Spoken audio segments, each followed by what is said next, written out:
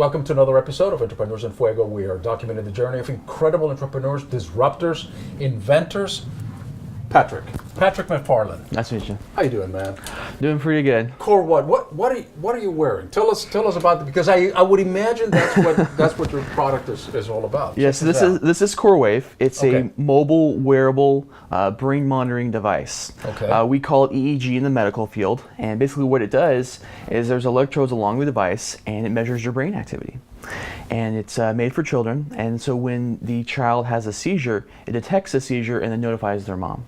Something like epilepsy or something? Epilepsy, yes. Okay. It's primarily used for epilepsy. There's some other types of seizures, but basically it's for children with epilepsy, and it can detect their seizures and call for help. And it's kind of a way of just kind of giving kids their independence back and giving moms a break. All right. There's so much genius behind this that let me ask a couple of questions.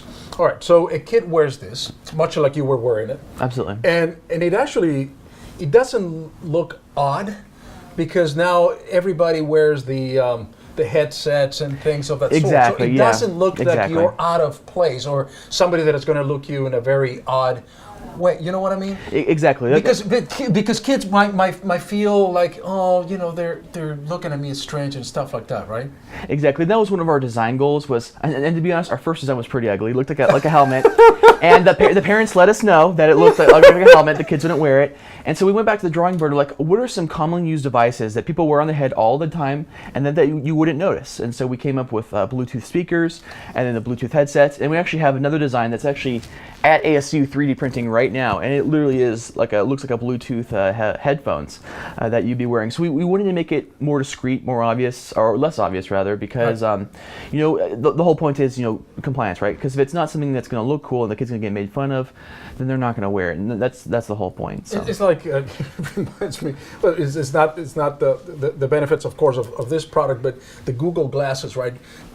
People that were wearing Google glasses and walking into bars and things, they're getting all beat up and stuff. Like, exactly. You know, this is very discreet. Very this is very discreet. This is very cool. So, all right. So the kid wears this, and where does the information go to? Who has the other side of the feedback to this thing? Absolutely. So what will happen is that as the electrodes come and process all the information, it will process all the information and then send it via Bluetooth to the patient's cell phone.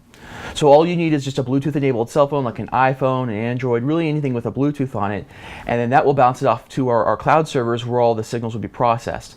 If the seizure happens, then it will use a bot to contact the mom through Facebook Messenger, through text, through call, really any platform that the parents wish to use, we can contact them through with this. And this is happening incredibly fast. Yes, within 2 seconds we have 86% accuracy.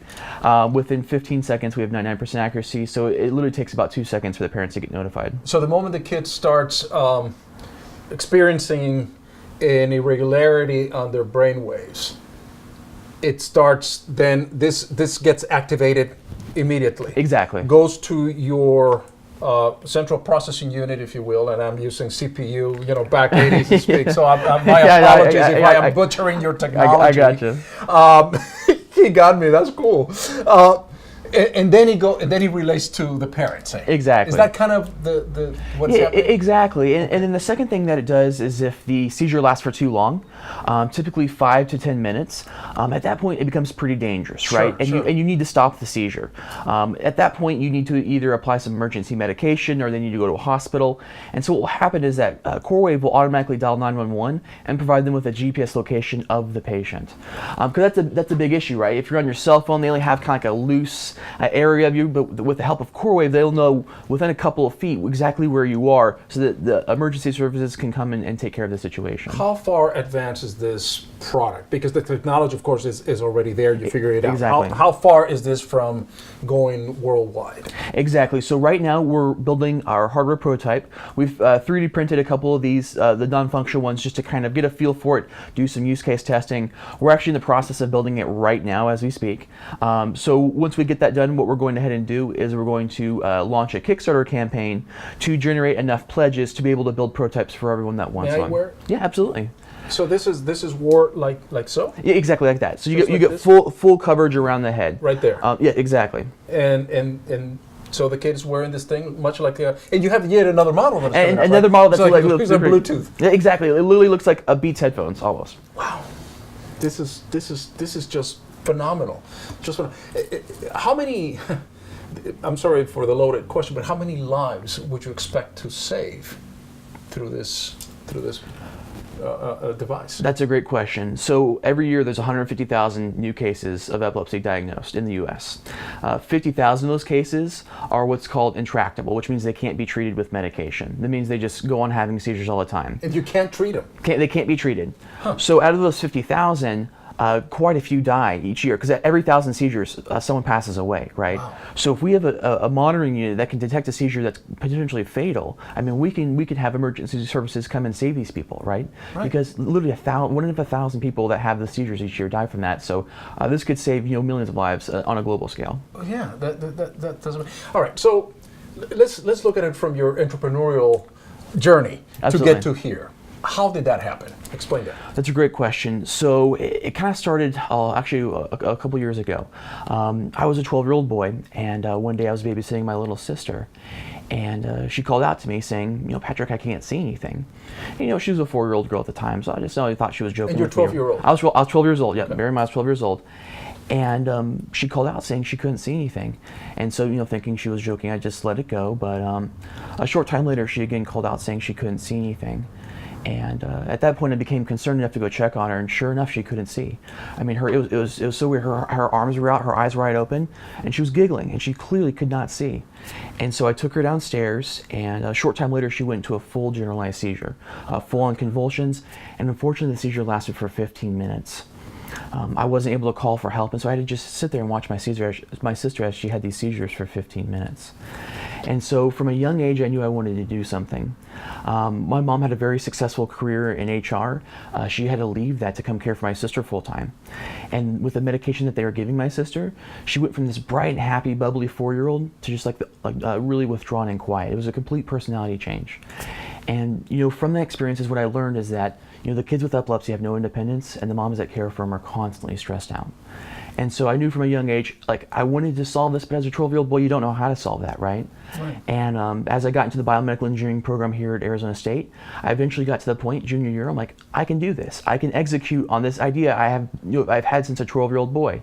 And so I got tied into the entrepreneurship program there, and then basically just started from there. And then this is the year of or result of a year's worth of work. So, your own experience qualifies you like no one to be able to speak with authority and legitimacy about this particular product, because you felt it and you know exactly how other people feel. Exactly, and my story is one of thousands across the world. Right. Yeah, I mean, I get hundreds of emails just talking about, hey, one lady, she just emailed me a couple of weeks ago. She was saying she sets her alarm every day. For every hour to come check on her child because he could have had a seizure in his sleep. He could have had a seizure while she wasn't there, and it's such a terrifying and a frustrating and a stressful experience for these parents to have to go to not ever know, right? It's just there's no way to knowing whether they have a seizure or not. This will free not only the kid but the family from that concern.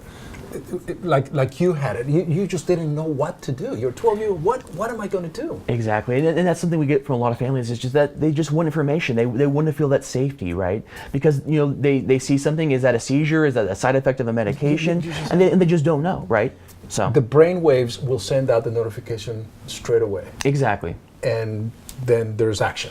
Exactly. Right, immediately. Yes. Exactly. Immediately. What's your biggest challenge going forward, do you feel? So biggest challenge is there's two things. There's a technical challenge, and then there's a regulatory challenge. Okay. The technical challenge is sometimes with chewing and some facial motions, sometimes it creates some artifacts that are hard to process through.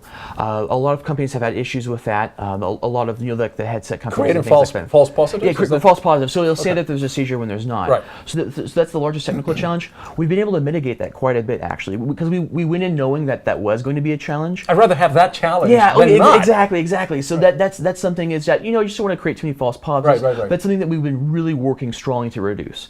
And then the second challenge is the regulatory challenge, making sure that we have enough funding to get through the FDA, the 510K filing process, because this is technically considered a medical device.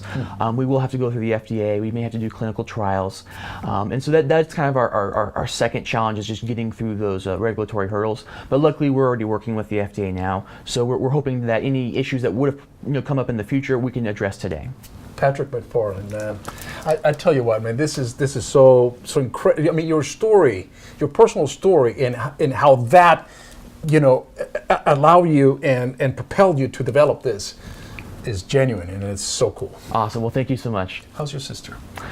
She's doing better. Unfortunately, there's some still lingering side effects from the epilepsy, but she's doing much better now.